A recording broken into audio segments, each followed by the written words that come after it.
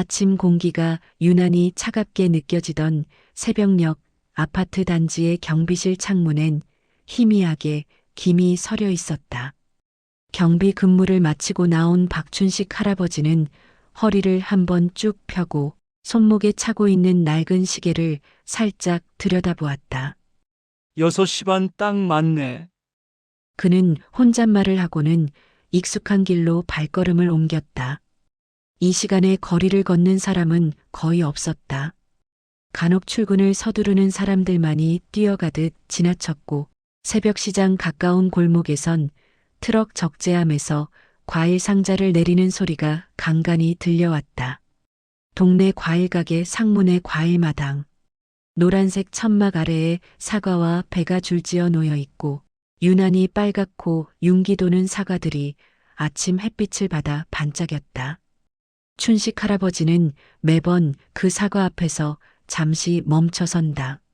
사과 색깔을 살피고 밑둥을 살짝 눌러보고 향을 맡아본 뒤 조용히 고개를 끄덕인다. 늘 같은 행동, 늘 같은 표정. 가게 안쪽에서는 과일 사장 최상무가 재고를 정리하던 중 문이 열리며 울리는 작은 종소리를 들었다. 고개를 들자 늘 보던 그 사람, 박춘식 할아버지가 들어섰다. 아버님 또 오셨어요? 사장이 말을 걸었지만 춘식 할아버지는 미소만 지었다. 사과 10kg 주세요. 짧고 단정한 말투. 사장은 그래도 예의상 물었다. 또요. 이틀 전에 사가신 것 같은데. 그러자 할아버지는 고개를 살짝 숙인 채 대답했다. 예. 또 필요해서요. 그 말 이상의 설명은 없었다. 할아버지는 항상 그랬다. 말수가 적고 사과만 계산하면 금세 떠났다. 최상무는 의아한 표정으로 상자를 건넸다. 10kg. 결코 가벼운 무게가 아니다. 그런데도 춘식 할아버지는 두 손으로 상자를 안정적으로 감싸들고 수고하세요. 한마디를 남기곤 꾸준한 걸음으로 가게를 나섰다. 가게 종소리가 다시 울리고 문이 닫히는 순간까지 사장은 그 뒷모습을 바라보았다. 이틀마다 사과. 10kg. 그걸 혼자 다 먹을 리도 없는데. 그는 장부를 펼쳐 날짜를 확인했다. 이번 달만 벌써 6번째 구매네. 사과값만 해도 적지 않은 금액이다. 하지만 춘식 할아버지는 늘 같은 모습이었고 제잘거리는 말도 불평도 없다. 다만 조용한 눈빛과 오래된 잠바 그리고 매번 들려오는 그 작은 종소리만이 그의 흔적이었다. 사장은 창밖으로 할아버지가 사라지는 방향을 바라봤다. 도대체 어디다 쓰시는 거지? 평범한 아침. 하지만 이날 과일 사장의 마음속에는 아주 작은 의심의 씨앗이 처음으로 심어지고 있었다. 그리고 그 씨앗은 곧 그가 감당하지 못할 진실로 이어지게 될 줄 그는 전혀 예상하지 못했다. 사과 상자가 사라진 자리엔 차갑게 식은 공기만 남아 있었다. 최상무는 계산대를 정리하다가 몇 번이나 장부를 들여다봤다. 숫자는 거짓말을 하지 않는다.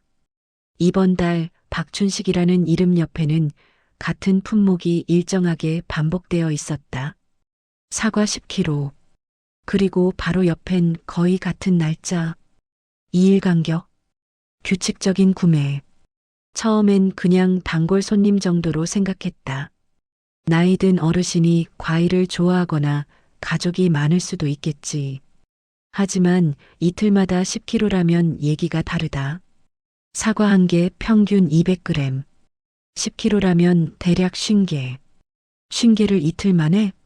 아무리 생각해도 비정상적이었다. 그날은 평소보다 손님이 뜸했다. 바람은 싸늘했고 시장 전체가 어딘가 가라앉은 분위기였다. 바쁜 날이면 이런 의심을 대수롭지 않게 넘겼겠지만 한가한 틈은 불필요한 생각을 더 크게 부풀리는 법이었다. 에이 설마. 사장은 혼잣말을 뱉으며 고개를 저었다. 하지만 머릿속에서 자꾸만 떠오르는 게 있었다. 되파는 건 아닐까? 요즘 농산물 되팔이, 소매 가격 조작, 중고시장 유통 같은 사례가 많았다. 특히 요즘 경제 사정이 어려워지며 사기나 편법이 다양해지고 있다 들었다. 혹시 이분도? 그는 CCTV 화면을 열었다. 화면 속 춘식 할아버지는 늘 같은 모습으로 말없이 사과 상자를 들고 나갔다. 그건 평온하고 자연스러운 장면이었지만 사장은 그게 더 수상하게 느껴졌다. 너무 조용했고 너무 규칙적이었다. 그리고 너무 숨기는 듯했다. 과일 옮겨 담던 옆가게 사장, 고깃집 사장, 두부가게 아주머니가 우연히 가게 앞에서 이야기를 나누고 있었다. 저경비 아저씨? 맨날 사과를 그렇게 많이 사간다며. 누군가 한마디 하자 다른 사람이 금세 받아쳤다. 요즘은 진짜 조심해야 돼. 괜히 우리 가게 물건으로 장난치는 사람들도 있다더라. 맞아. 과일 싼 데서 사서 다른 데 비싸게 팔거나 어디 납품하는 데 쓰는 사람도 있다던데. 그 말들이 모두 사장의 귀에 꽂혔다. 생각은 꼬리를 물기 시작했다. 만약 내가 눈치 못 챈 뭔가가 있다면 혹시 내가 범죄에 간접적으로 얽히는 건 아닐까? 장사를 오래 했지만 이렇게 규칙적인 구매 패턴은 처음이었다. 그날 오후 그는 몇 번이나 폰을 들었다가 내려놓았다. 고민은 깊었다. 하지만 장사엔 혹시라는 단어가 큰 위험이 될 수 있었다. 그리고 결국 조용히 적혀 있던 경찰서 번호를 터치했다. 신고라고 하기엔 조심스러웠지만 이상한 손님이 있다는 상담 정도는 할 수 있다고 생각했다. 그저 확인만 해달라는 식으로 말했지만 그의 말투에는 분명한 불안이 섞여 있었다. 전화를 끊고 난 뒤에도 마음은 조금도 안정되지 않았다. 오히려 더 불편하고 더 무거웠다. 창밖으로 사람들이 지나가는 모습, 과일 냄새, 천막에 흔들리는 햇빛까지도 모두 낯설게 느껴졌다. 내가 뭘 한 거지? 하지만 그 순간에는 아직 몰랐다. 자신이 조금 전 내린 행동이 어느 한 사람의 삶을 깊게 들여다보게 하고 또 자신이 평생 기억할 후회로 이어질 거라는 사실을. 다음 날 아침 하늘은 맑았지만 과일 가게 안 분위기는 어딘가 흐릿했다. 최상무는 전날 경찰과 통화한 것이 계속 마음에 남아 있었다. 별일 아닐 수도 있다는 생각과 정말 이상한 무언가가 있을지도 모른다는 생각이 뒤섞여 머릿속이 복잡했다. 가게 문을 열고 한참 정리를 하고 있을 때 익숙한 종소리가 다시 울렸다. 짤랑. 문이 열리자마자 사과 냄새보다 먼저 들어오는 건 박춘식 할아버지의 조용한 기척이었다. 늘 그랬듯이 조심스러운 걸음, 장바구니 대신 빈손, 그리고 옅은 미소. 하지만 오늘은 그 표정이 유난히 눈에 밟혔다. 안녕하세요. 할아버지가 먼저 인사했다. 목소리는 낮고 부드러웠다. 아, 예, 아버님. 사장은 어색하게 인사를 받았다. 전날 마음속 의심이 씨앗처럼 자라나 시선마저 흔들렸다. 할아버지는 늘 그랬듯이 사과 진열대 앞에 섰다. 윤기 나는 사과를 손끝으로 살짝 굴려보며 품질을 확인하는 그의 모습은 여느 고객과 다르지 않았다. 아니, 오히려 더 신중하고 정중했다. 오늘도 사과 10kg 부탁드립니다. 할아버지의 말은 조용했지만 단단했다. 그 순간 사장은 어쩌다 보니 마음속에 쌓여있던 말이 튀어나오고 말았다. 아버님은 사과를 그렇게 많이 어디에 쓰세요? 말을 뱉는 순간 그는 스스로도 놀랐다. 할아버지의 손놀림이 잠시 멈췄다. 그리고 천천히 사장을 바라봤다. 그 눈빛은 놀람도 불쾌함도 아니었다. 다만 약간의 당황이 스친 듯했다. 그냥 필요해서요. 할아버지는 짧게 대답했다. 사장은 숨을 들이켰다. 아니, 그게 이틀마다 10kg씩이면 요즘은 이런 일이 많아서요. 장사하는 입장에서 조금 조심해야 해서요. 의심의 그림자를 최대한 숨기려 했지만 말끝은 떨리고 있었다. 그 떨림은 할아버지에게도 느껴졌을 것이다. 하지만 춘식 할아버지는 아무 말 없이 고개를 끄덕였다. 그럴 수 있지요. 그는 사장을 탓하지 않았다. 다만 더 설명하지 않는 건 자신에게 이유가 있기 때문이었다. 사장은 그 대답이 더 의문을 증폭시키는 듯 했다. 설명하지 않는 사람이 가장 수상해 보일 때가 있다. 하지만 진실은 언제나 겉보기와 반대 방향으로 흘러가곤 한다. 계산을 마친 뒤 할아버지는 무거운 사과 상자를 두 팔에 고르게 들어 올렸다. 나이든 몸에 부담이 될 무게였지만 표정 하나 변하지 않았다.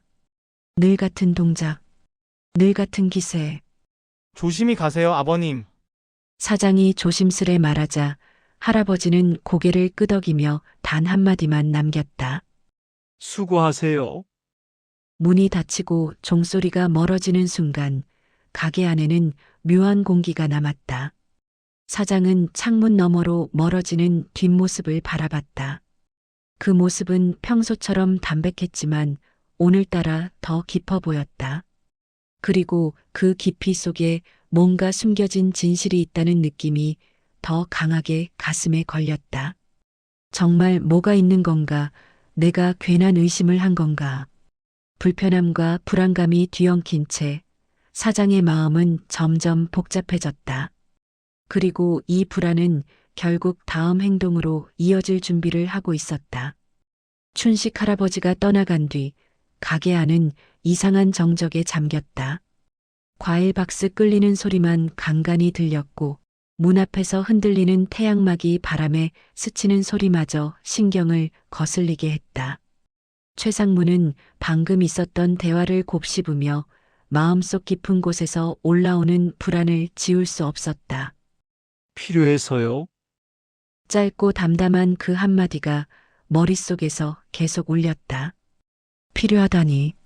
무엇에? 누구에게? 왜 하필 사과만? 왜 이토록 규칙적으로? 시간이 흐를수록 의심은 점점 모양을 갖추기 시작했다. 혹시 불법 유통? 혹은 다른 사람에게 대량으로 가져다 주는 대행업?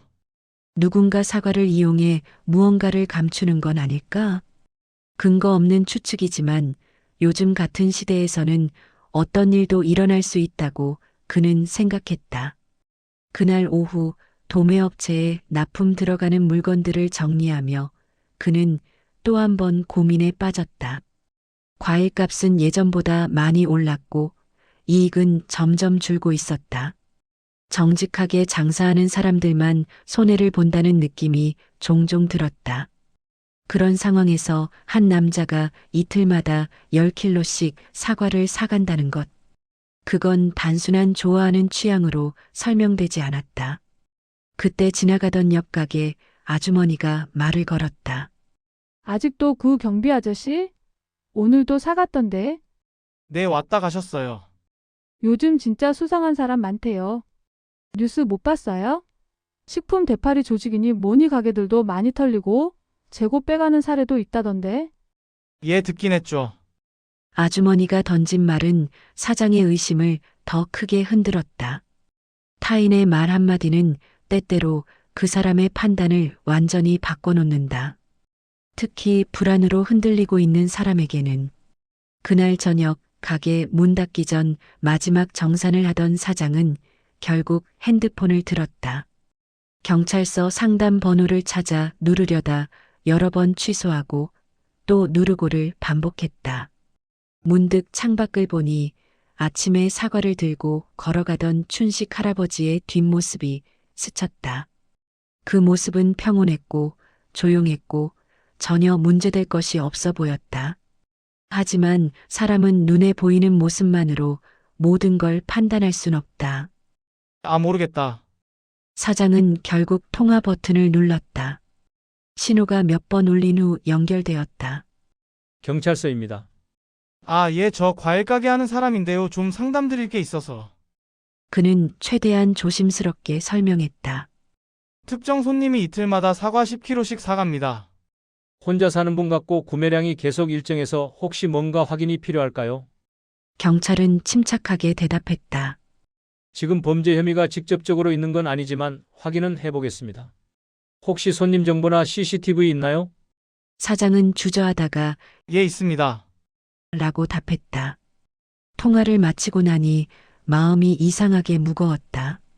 안도감도 아니고 후련함도 아닌 뭔가 찝찝하고 더 불편한 감정이었다. 내가 너무한 건가? 아니면 필요해서 했던 행동일까? 하지만 신고한 건 이미 돌이킬 수 없었다. 그리고 바로 그 다음 날, 경찰은 사실 확인을 위해 움직이기 시작했고, 그 결과가 곧 사장의 삶을 완전히 뒤흔들게 될 거라는 사실을 그는 아직 몰랐다. 가게 천막 끝에 맺힌 빗방울이 바람에 따라 떨어지는 동안 과일 사장의 마음도 점점 더 무거워지고 있었다. 불안은 이미 의심을 넘어 죄책감과 두려움으로 변해가고 있었다. 가게 문을 연 지 얼마 되지 않은 아침, 휴대폰이 낯선 진동을 쏟아냈다. 경찰서라는 글자가 화면에 뜨는 순간 최상무의 심장은 크게 내려앉았다. 어젯밤 신고한 것이 정말 확인된 걸까? 그는 조심스럽게 통화 버튼을 눌렀다. 여보세요, 과일 가게입니다. 네, 경찰서입니다. 어제 상담 주셨던 내용 관련해 연락드렸습니다. 순간 긴장과 기대가 동시에 끌어올랐다. 혹시 정말 문제 있는 사람이었던 걸까? 혹은 괜한 오지랖이었을까? 아네. 그분 무슨 문제라도 있었나요? 그는 떨리는 목소리를 숨기지 못했다. 경찰은 잠시 말을 고르고 조심스럽게 답했다. 특별히 범죄 혐의는 없습니다. 그 한마디에 사장의 어깨는 살짝 내려갔다. 그러나 경찰의 다음 말은 그의 마음을 송두리째 흔들어 놓았다. 어르신께서 사과를 대량으로 구매하신 이유가 확인됐습니다. 예? 할아버지께서 3년째 고아원에 사과를 기부하고 계시더군요. 순간 주변의 모든 소리가 사라진 듯했다. 배경음처럼 들리던 냉장고의 웅웅거림도 아침장을 보러 들락거리는 사람들의 수다도 전부 멀어졌다. 그의 귀에는 오직 방금 들은 문장만 반복되고 있었다. 고아원에 기부. 예, 확인해보니 사과를 항상 10kg씩 구매해 가서 근처 세본보육원에 직접 전달하시고 아이들이 먹기 좋게 손질까지 해주셨다고 합니다. 직접 손질까지요. 네, 어르신이 혼자서 사시는 분이라 조용히 봉사하고 싶었다고 합니다. 그래서 주변 사람에게도 말하지 않으셨던 것 같고요. 사장은 말문이 막혔다. 입술이 떨렸고 손끝이 서서히 굳어갔다. 경찰은 계속 설명했다. 혹시라도 누가 오해할까 싶어서 구매 목적을 말하지 않았던 것 같습니다. 아마 부끄러워서라기보다는 원래 그렇게 조용히 사시는 분 같더군요. 잠시 정적. 그리고 경찰이 마지막으로 던진 한마디. 괜한 걱정은 안 하셔도 됩니다. 오히려 좋은 일을 계속하고 계신 분이니까요. 전화를 끊자마자 사장은 한동안 그 자리에서 꼼짝도 하지 못했다.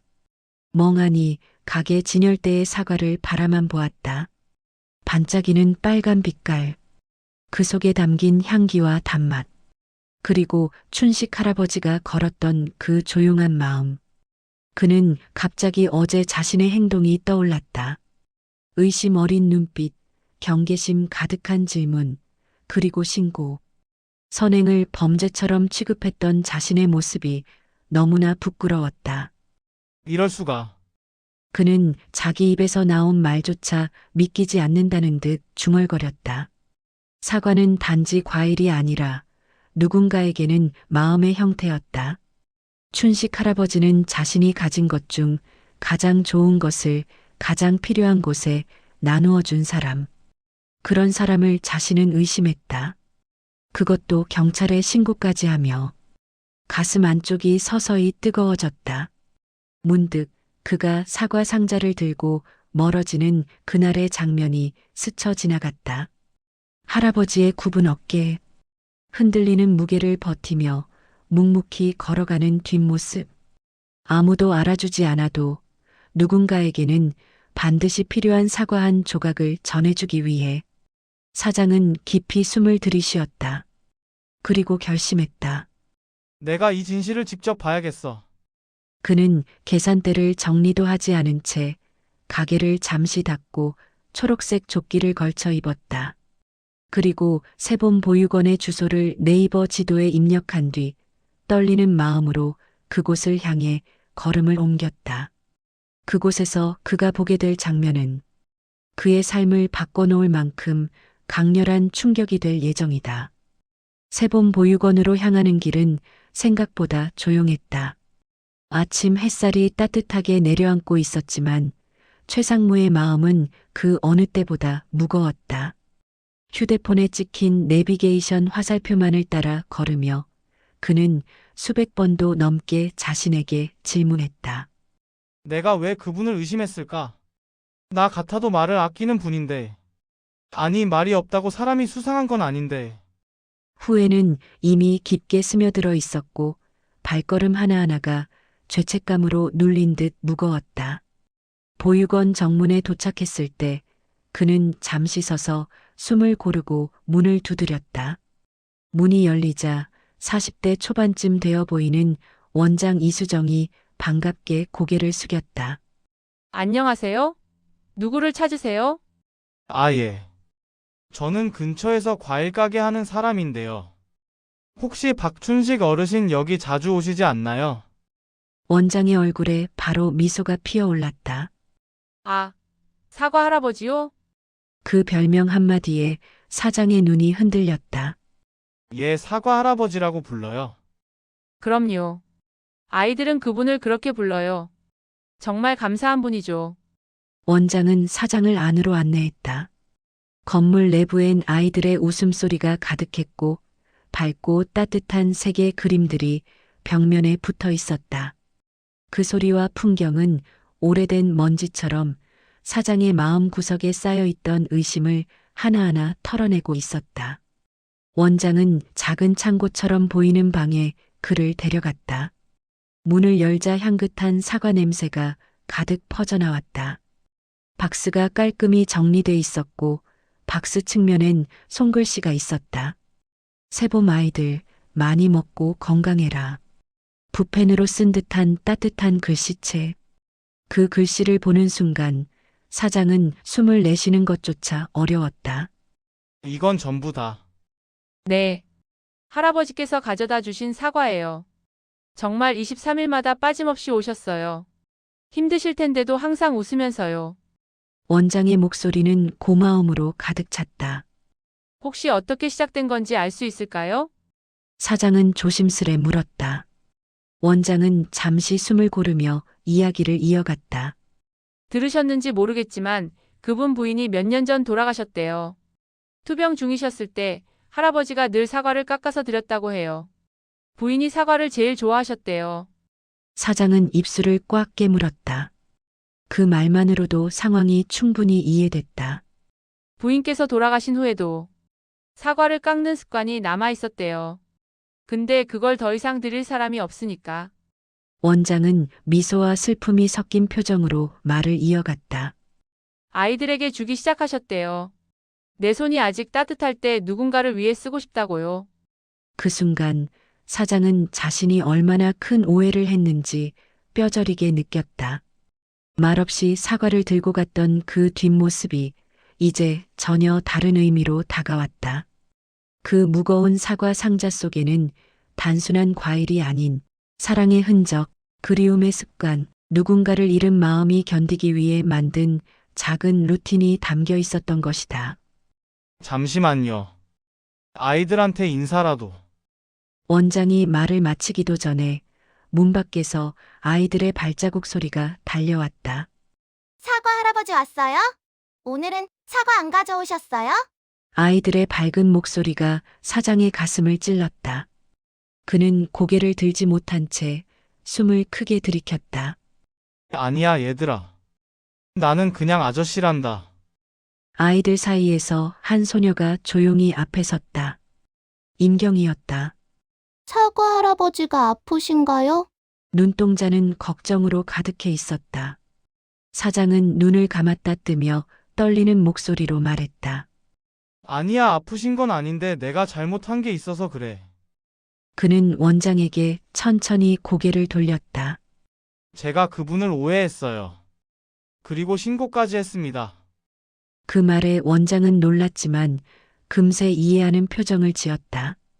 그분이라면 분명 감정 상하지 않으셨을 거예요. 하지만 직접 가서 말씀드리는 게 좋겠네요. 사장은 고개를 깊이 숙였다. 오늘이 아니면 절대 풀 수 없는 오해라는 것을 누구보다 잘 알고 있었기 때문이다. 이제 그는 할아버지를 찾아가야 했다. 해명하기 위해서가 아니라 진심으로 사과하기 위해. 보육원을 나서던 순간 최상무의 발걸음은 한없이 무거웠다. 아침 햇살은 여전히 따뜻했지만 그의 가슴은 눅눅하게 젖어 있는 듯했다. 걸음을 내디딜 때마다 후회라는 단어가 발끝에 걸려 넘어질 것 같았다. 그는 보육원에서 나와 바로 아파트 단지로 향했다. 춘식 할아버지가 경비 근무하는 곳. 멀리서 경비실을 바라보며 그는 입술을 다물었다가 열었다가를 반복했다. 쉽게 떨쳐낼 수 없는 긴장과 죄책감이 그의 몸을 옥죄고 있었다. 경비실 안에는 조그만 전기난로가 켜져 있었고 창가에는 따뜻한 커피 2잔이 놓여 있었다. 춘식 할아버지는 누군가의 방문을 기다리고 있었던 듯 창밖을 바라보다가 조용히 고개를 돌렸다. 아버님. 사장이 먼저 인사를 건넸다. 목소리는 속삭이듯 작았고 손은 굳어 있었다. 할아버지는 놀란 기색도 없이 부드럽게 말했다. 어이구, 과일 사장님이 여기까지 어쩐 일이세요? 그 말투에 사장은 순간 더 미안해졌다. 경계도 화도 없이 그냥 평소처럼 대하는 그 태도가 오히려 가슴을 찔렀다. 저 드릴 말씀이 있어서 왔습니다. 할아버지는 의자 하나를 가리켰다. 여기 앉아요. 바람 차니깐. 사장은 조용히 자리에 앉았다. 손에 들고 온 작은 종이봉투를 떨리는 손으로 내밀며 말했다. 제가 큰 잘못을 했습니다. 할아버지는 그저 고개를 갸웃거렸다. 잘못이라니요? 사과 얘기입니다. 그가 목을 한번 삼켰다. 윤기나는 사과들처럼 잘 정돈되어 나오지 않는 말들이 마음 한가운데서 엉켜 작게 떨리고 있었다. 아버님이 이틀마다 10kg씩 사과를 사가시는 걸 보고 제가 오해를 했습니다. 솔직히 말씀드리면 수상하게 생각했어요. 그리고 신고까지 했습니다. 그 말이 떨어지는 순간 경비실의 공기는 얼음 조각처럼 조용히 굳었다. 춘식 할아버지는 잠시 아무 말도 하지 않았다. 그저 창밖을 한번 바라보고 다시 사장을 바라봤다. 그 눈빛에는 화도 실망도 없었다. 단지 오래된 바람을 지켜본 나무처럼 담담한 온도가 담겨 있었다. 그랬었군요. 할아버지는 아주 천천히 고개를 끄덕였다. 요즘 세상에 의심할 수도 있는 거지요. 사장은 눈을 크게 떴다. 아닙니다. 전 정말 너무한 짓을 했습니다. 아버님의 마음도 모르고 경솔했어요. 그러자 할아버지는 고개를 숙여 웃음처럼 한숨처럼 작은 미소를 그렸다. 사람이란 게 그래요. 겉만 보고는 속을 알 수 없는 법이지요. 그 말이 너무 따뜻해서 사장은 눈시울이 뜨거워졌다. 그런데 왜 말씀을 안 하셨어요? 고아원 얘기라도 하셨다면. 할아버지는 잠시 창밖을 바라보았다. 어딘가 먼 곳을 보는 듯한 눈빛이었다. 그건 제 일이니까요. 그리고 누구에게 자랑하고 싶어서 하는 일도 아니거든요. 그냥 아이들 좋아하는 얼굴 보면 그게 기쁠 뿐이지. 그 말 한마디가 사장의 마음을 완전히 무너뜨렸다. 정말 죄송합니다. 사장은 고개를 깊이 숙였다. 그의 눈가가 붉게 젖어 있었다. 춘식 할아버지는 천천히 자리에서 일어나 사과 한 개를 들고 사장 앞으로 걸어왔다. 그리고 사과를 건네며 말했다. 자, 이거 하나 드세요. 이런 사과는 사람 마음을 풀어주는데 좋습니다. 그 말에 사장은 울컥했다. 사과 하나가 그렇게 가볍고도 무겁게 느껴질 수 있다는 걸 그는 오늘 처음 알았다. 사장은 고개를 끄덕이며 겨우 말했다. 앞으로 제가 조금이나마 도와드릴게요. 아이들도 아버님도요. 할아버지는 미소를 지었다. 고맙습니다. 그 마음이면 충분해요. 경비실 문 밖에는 바람 하나 없는 고요가 흐르고 있었지만 그 작은 공간 안에는 벽처럼 얼어있던 오해가 따뜻하게 녹아내리고 있었다. 며칠 뒤 봄 햇살이 다시 단지를 가득 채운 어느 아침, 과일 가게 상문의 과일마당의 천막은 유난히 깨끗했고 사과 박스들이 정갈하게 정리되어 있었다. 그리고 그 앞에는 사장이 나와 무언가를 붙들고 있었다. 새봄 보육원 응원 할인 사랑을 나누는 과일 10% 기부됩니다. 간판을 걸어두고 사장은 작은 미소를 지었다. 이 모든 변화를 시작하게 한 사람이 오늘도 올 시간이었다. 짤랑. 익숙한 종소리. 가게 문이 열리자 박춘식 할아버지가 조용히 들어섰다. 오늘도 사과 10kg시죠? 사장은 더 이상 의심도 경계도 없는 밝은 목소리로 말했다. 할아버지는 미소를 지으며 고개를 끄덕였다. 네. 아이들이 요즘 사과를 아주 좋아합니다. 사장은 이미 준비해둔 사과 상자를 내밀었다. 무게를 계산하고도 남을 만큼 신선하고 잘 골라놓은 사과들이었다. 하지만 오늘은 단지 사과 상자만 건네진 게 아니었다. 사장은 사과 상자 위에 작은 종이봉투 하나를 살짝 올려두었다. 이건 할아버지가 묻자 그는 멋쩍은 미소를 지었다. 보육원 애들 과자 조금 샀어요. 사과만 먹으면 좀 심심하잖아요. 그리고 약속드린 대로 저도 조금씩 도울게요. 할아버지는 놀란 듯 눈을 크게 떴다가 천천히 그 미소가 눈가로 퍼져나갔다. 과하지 않은 담백하고 따뜻한 미소였다. 과일 사장님 마음 참 고맙습니다. 하지만 너무 무리하지는 마세요. 사장은 손사래를 치며 웃었다. 아니에요. 이참에 제가 사람 일 다시 배우는 중입니다. 고마운 분 덕분에요. 그 말에 할아버지는 잠시 멈춰서서 사장을 바라봤다. 긴 설명도 화려한 표현도 필요 없는 눈빛이었다. 그저 잘 지내봅시다라는 의미가 고스란히 느껴지는 따뜻한 침묵. 사장은 조용히 덧붙였다. 아버님도 힘드시면 언제든 말해주세요. 이제 혼자서만 짊어지지 않으셔도 됩니다. 할아버지는 사과 상자를 두 팔로 안정적으로 끌어안으며 말했다. 사람 마음이란 게 누군가 알아봐 줄 때 더 따뜻해지는 법이지요. 가게 밖으로 나가는 그의 뒷모습은 여전히 굽어 있었지만 그 발걸음은 한층 가벼워져 있었다. 마치 누군가 그 무게를 조금 나누어 들어준 것처럼. 그날 오후 사장은 잠시 시간을 내어 보육원으로 향했다. 아이들은 그를 보자 반갑게 손을 흔들었고 경희는 활짝 웃으며 달려왔다. 아저씨, 사과 할아버지 오늘도 왔다 갔어요. 우리 오늘 간식도 먹어요?